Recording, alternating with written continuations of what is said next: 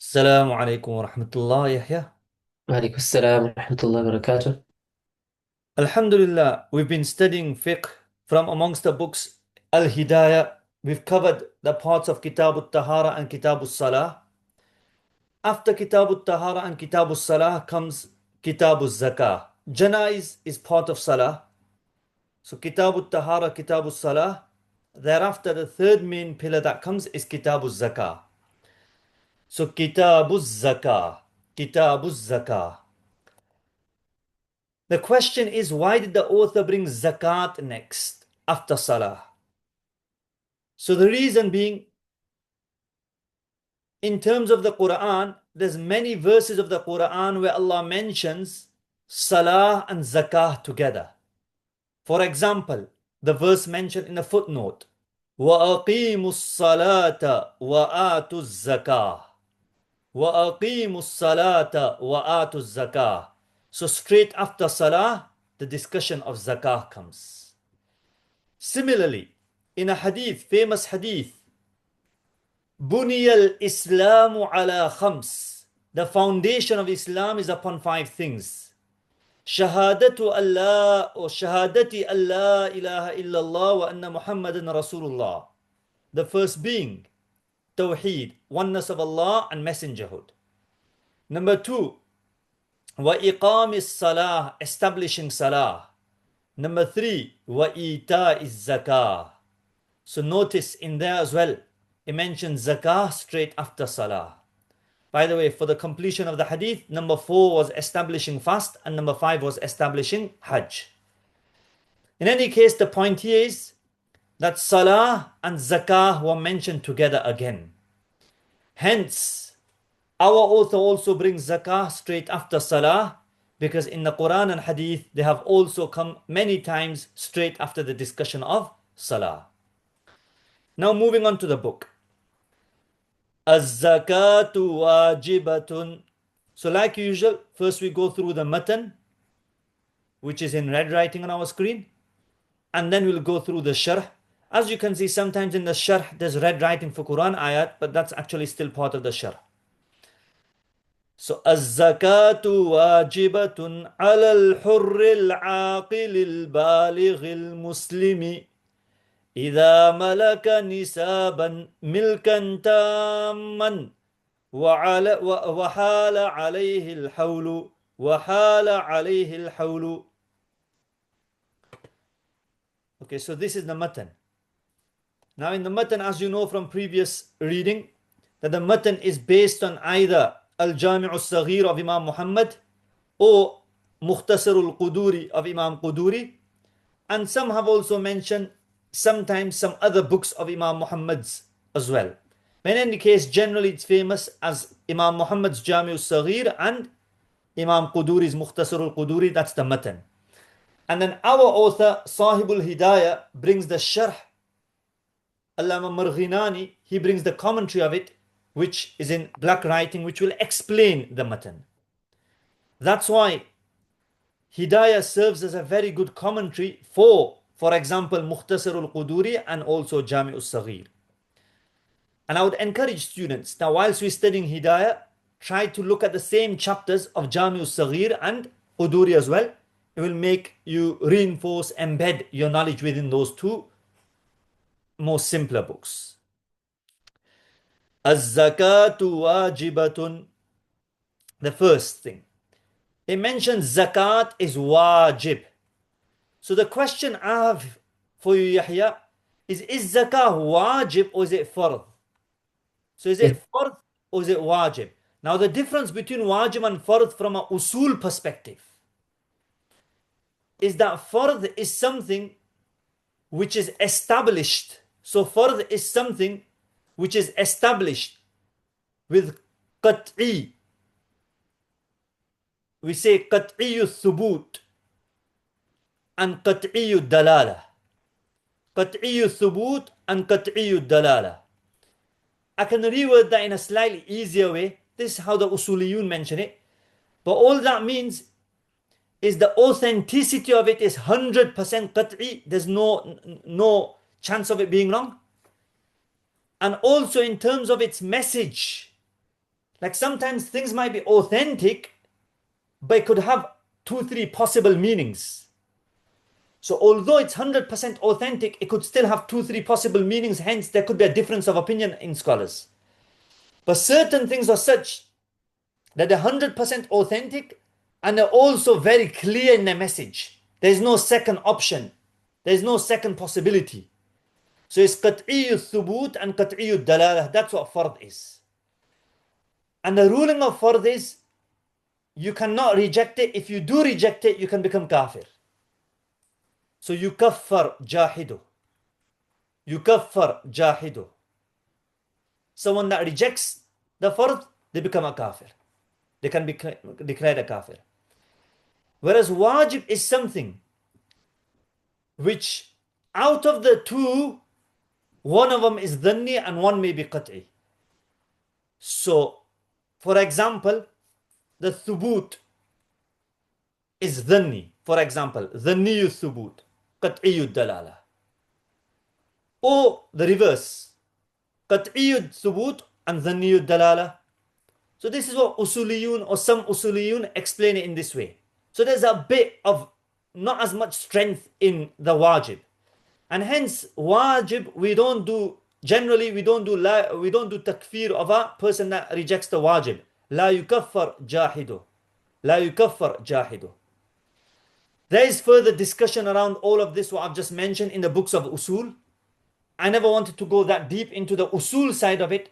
All I wanted you to focus on, Yahya, is should the wording here as zakatu, should it be fardun or should it be wajibun? What do you think it should be? From what we've learned previously, we assume that it should be fardun. Yep, correct. It should be fard because everyone knows zakah is quite clearly mentioned in the Quran and in the ahadith. It's a 100% definitely attributed aspect of Sharia which is passed on.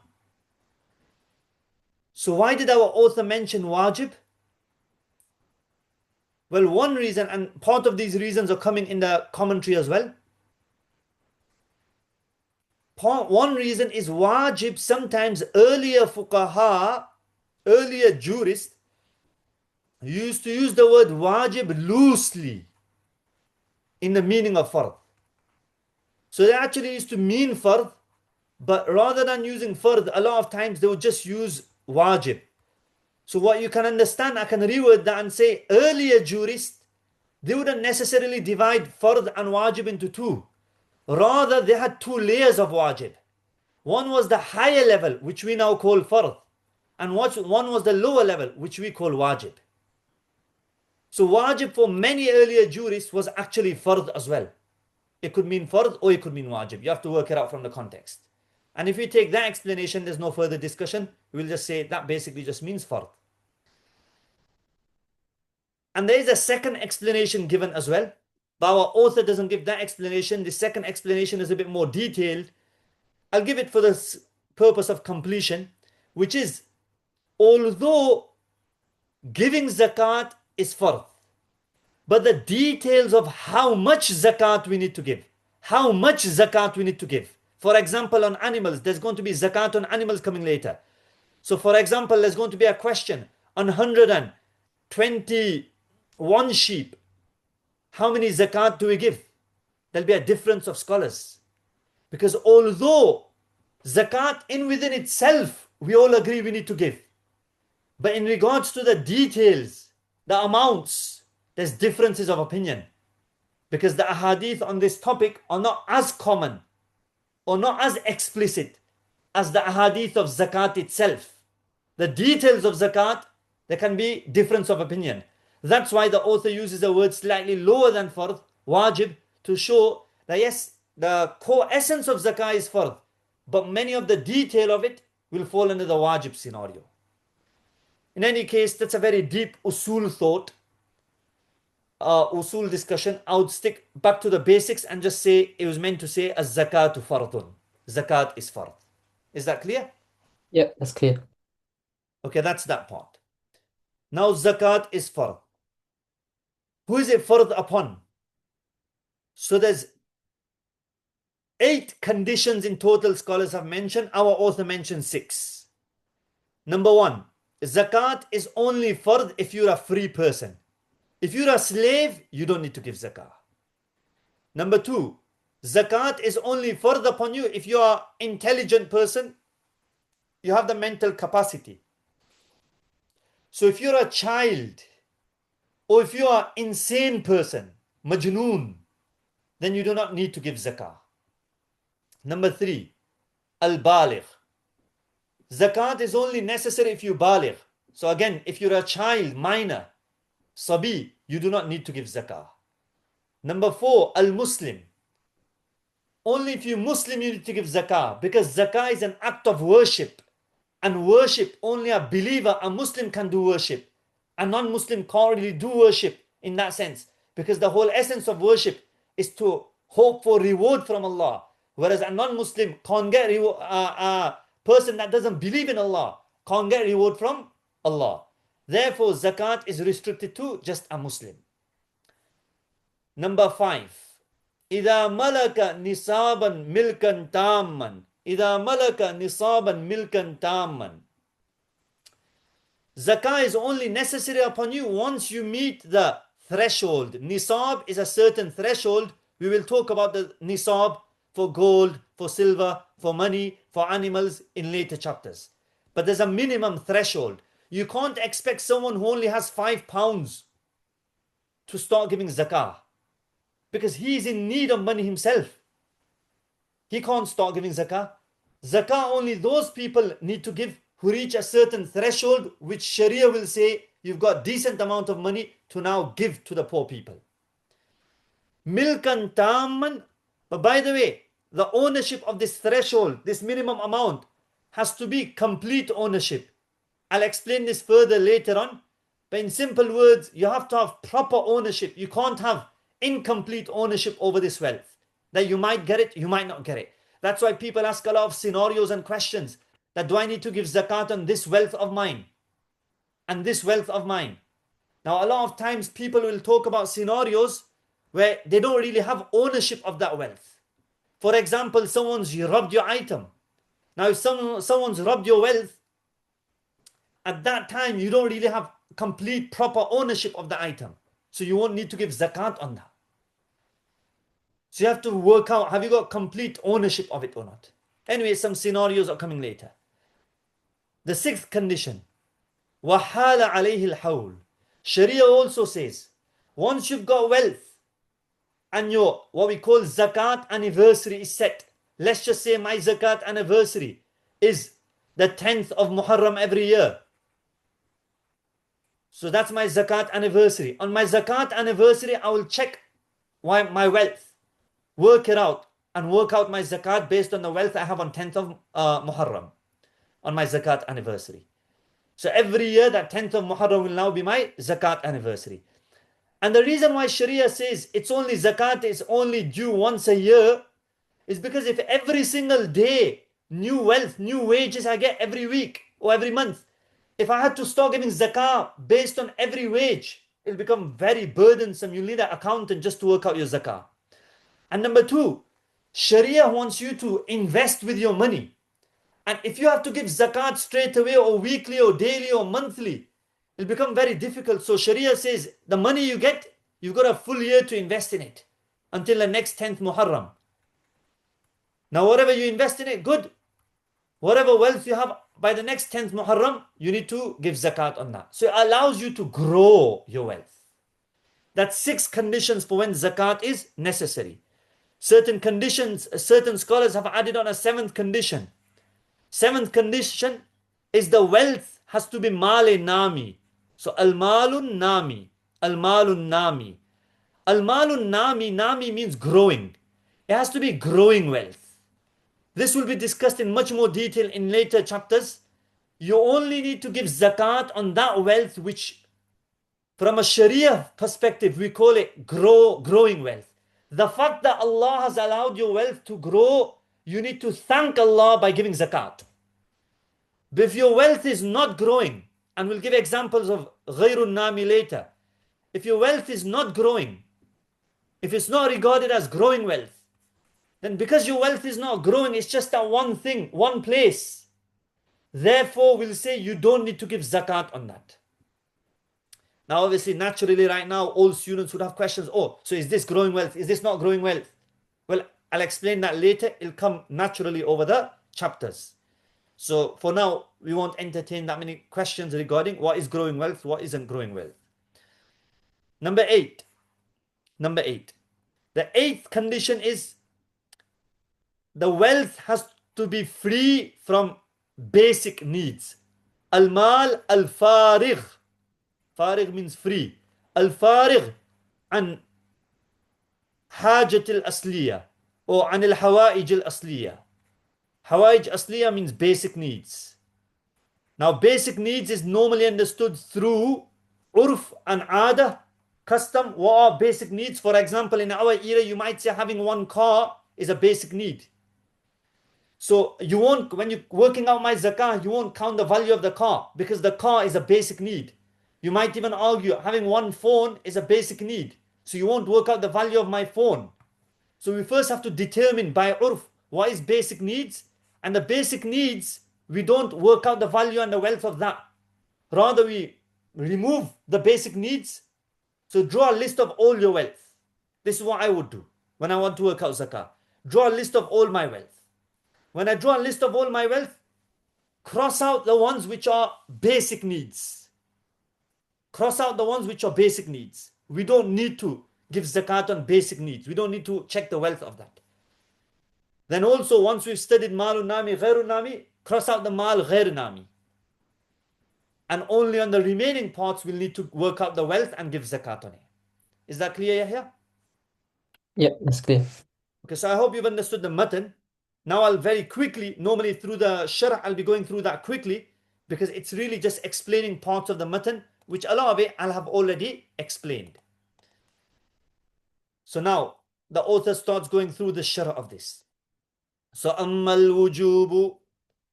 Why is zakah wajib? Why is zakah wajib? So why is zakah wajib? So that goes back to this part here. فَلِقَوْلِهِ تَعَالَى. Well, the reason why it's wajib, or we will say fard, is because in the Quran it's established, in the hadith it's established, and also by the consensus of the scholars, ijma, it's established. So 3 strong methods have established zakah. فَلِقَوْلِهِ تَعَالَى.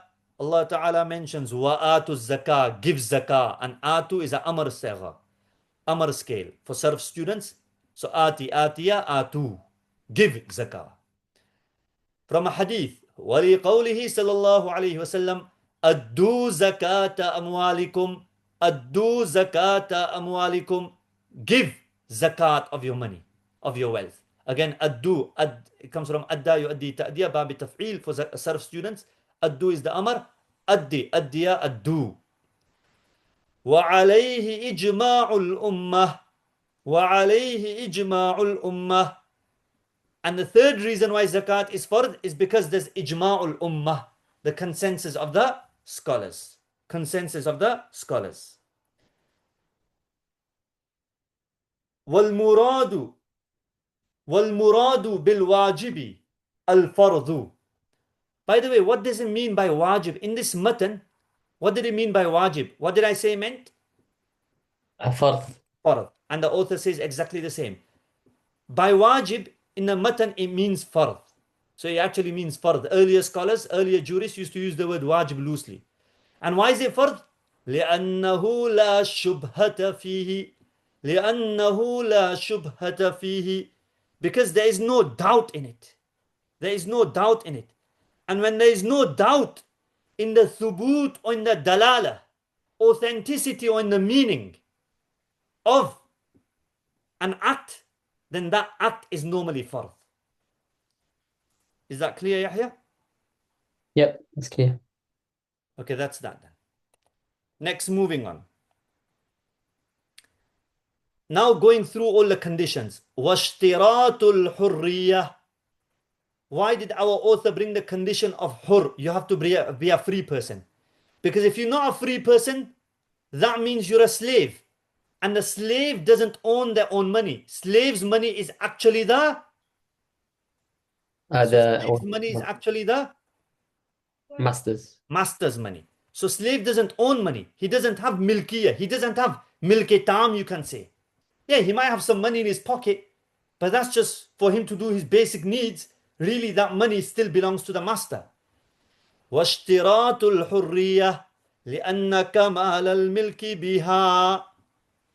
The reason hurriya is mentioned because you can only have proper milkiyah, complete ownership, if you have hurriya and freedom.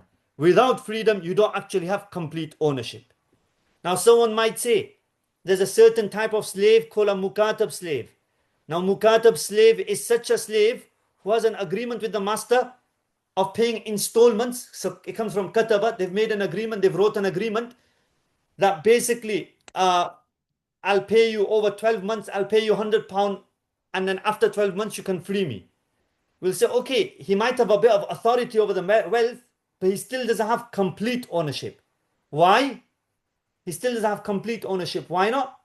Because in that case, the reason why he doesn't have complete ownership is, in that case, if that mukatab slave collapses any moment, he can't pay the installments. He'll become a normal slave and he'll have to stop paying the master. All his wealth will then go back to the master again as usual. So a mukatab, even though he's a slave, he's a special type of slave who has some authority over his wealth, he still doesn't have complete ownership. When we study slaves chapters more, we'll realize that a lot of scenarios, mukatab's money ends up going back to the master. Is that clear? Yep, that's clear. So we've completed the first condition. The second condition, second and third condition, وَالْعَقْلُ وَالْبُلُوغُ. وَالْعَقْلُ وَالْبُلُوغُ. Aql and bulugh, why is that a condition? If you're not aqil, if you're not baligh, you don't need to give zakah. Why is that a condition? لِمَا نَذْكُرُهُ. Very soon, because we will mention it soon. So we will mention it soon, the reason why aql and bulugh. Now, by the way, our author does that a lot. Sometimes he won't mention the detail right now because it's going to come in more detail later. So he leaves it for later. And in this case, it's going to come on the next matan actually. So in the next matan where he says, وَلَيْسَ عَلَى الصَّبِيِّ وَالْمَجْنُونَ zakah, in the detail of that, the reasons for aql and bulugh, why that is a condition, is mentioned there. وَالْإِسْلَامُ. The fourth condition was Islam. Why? لِأَنَّ الزَّكَاةَ عِبَادَةٌ. Because zakah is an act of worship. And worship means you expect reward from it. And a worship cannot be completed from a kafir, from a person that disbelieves in Allah and His Rasul. وَلَا تَتَحَقَّقُ الْعِبَادَةُ مِنَ الْكَافِرِ. And an ibadah cannot be established from a kafir. Next, the fifth condition was nisab, malik of nisab. وَلَا بُدَّ مِن مِلْكٍ ولا بد من ملك مقدار النصاب. ولا بد من ملك مقدار النصاب. And it's necessary, لا بد means necessary, and it's necessary to have ownership of nisab amount. Nisab amount. And nisab is the threshold, minimum threshold that you must meet. We will discuss nisab in more detail. What is the nisab? What's the exact figure of nisab in terms of gold, in terms of silver, in terms of animals, in terms of pounds, in terms of dollars. We will study that later, inshallah. لأنه صلى الله عليه وسلم. Because Rasulullah صلى الله عليه وسلم قدر السبب بها. قدر السبب به. Rasulullah صلى الله عليه وسلم made nisab the sabab for zakat, the cause for zakat. And from a usulul fiqh discussion, from a usul discussion, we know that whenever any action becomes necessary, we call that the hukm. So the hukm is zakah being wajib or zakah being fard. But that will have a sabab. It will have a sabab, a cause for why it became necessary.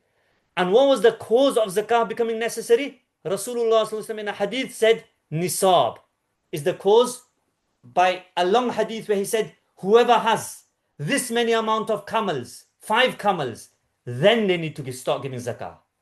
So Rasulullah appointed a certain threshold as the cause for when zakah becomes necessary. And from a usul perspective, we know a hukm only becomes necessary after the cause is found.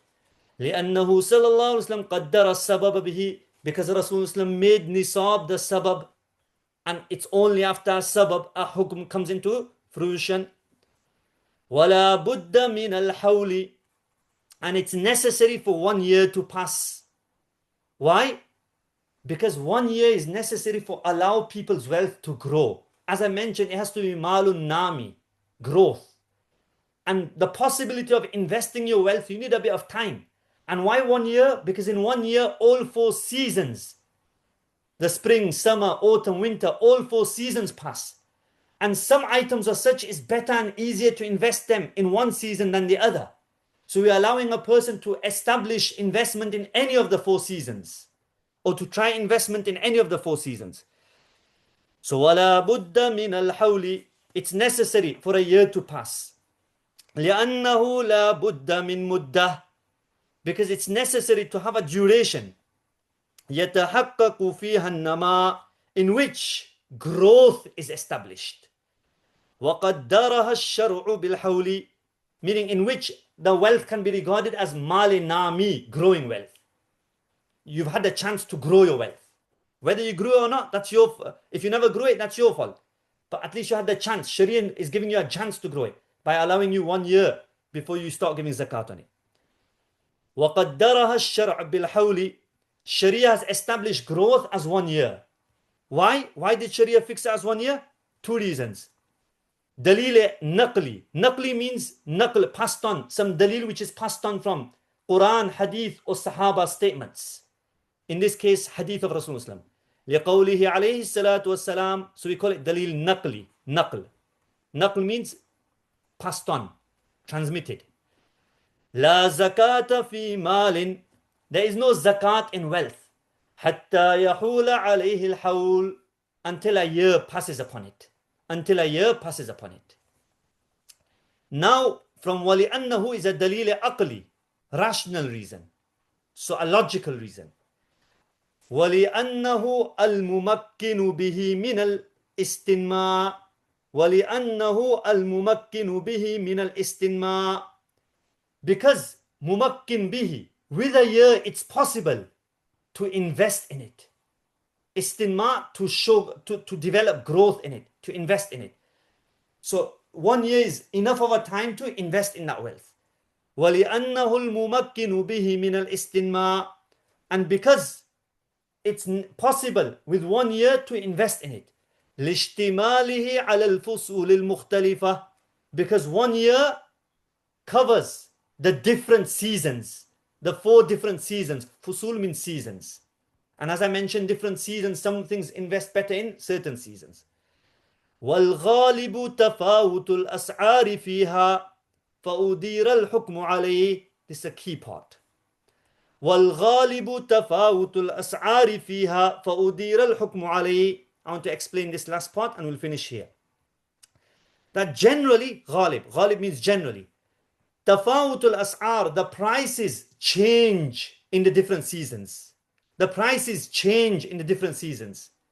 In one season, it'll be less, worth less. In another season, it'll be worth more. So you can pick your chance throughout the year when to sell, when to buy the items. And because the seasons, basically, there's an increase and decrease in price, will allow 1 year. Now, do you know, the reality is, do people know exactly when the prices will increase and decrease? Nobody can tell you with certainty. We call it al-umurul batina. Yeah, we can guess, we can speculate, but nobody can tell you with certainty. It's a umurul batina. It's a hidden matter. Nobody can say with certainty. Now, the ruling of umurul batina, especially from a fiqh perspective, we don't apply rules to umurul batina. Rather, we look at something which is zahir, which can basically work, and we apply that in the place, qaim maqam of the umurul batina. There's a qaida which is actually mentioned in some of the footnotes. وَدَلِيلُ الشَّيْء فِي الْأُمُورِ الْبَاطِنَةِ يَقُومُ مَقَامَهُ. The zahir of something in the umurul batina is basically in the place of the umurul batina. And the zahir here is 1 year. Normally 1 year is a good time for investment, enough time for investment. So the prices can change there. فَأُدِيرَ الْحُكْمُ عَلَيْهِ. Therefore, we've applied the ruling upon 1 year. We've applied the ruling upon 1 year. Is that okay, Yahya? Yep, that's clear. Questions? Nope, no questions. جزاك الله خيرا. السلام عليكم ورحمة الله. Alaikum salam wa rahmatullahi wa barakatuh.